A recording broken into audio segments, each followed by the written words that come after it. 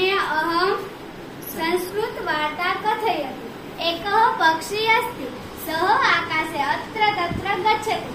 सः पुनः पुनः वदति कोरुक् कोरुक्। पक्षी द्वारं द्वारम् अट्टति। पक्षी द्वारं द्वारम् अट्टति। एकमेव प्रश्नं पृच्छति।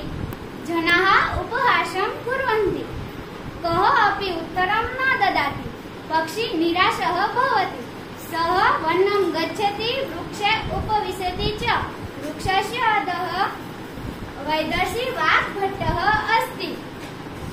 पक्षी पुनः वदति कोरुक् कोरुक् इति। वाग्भट्टः शृणोति। सः वदति हितबुक् मितबुक् ऋतबुक् इति।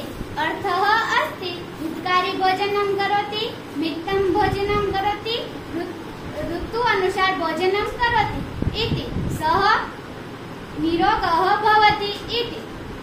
सन्तुष्टः पक्षी ऋषि समीपम् आगच्छति। सः ऋषिं नमति, अनन्तरं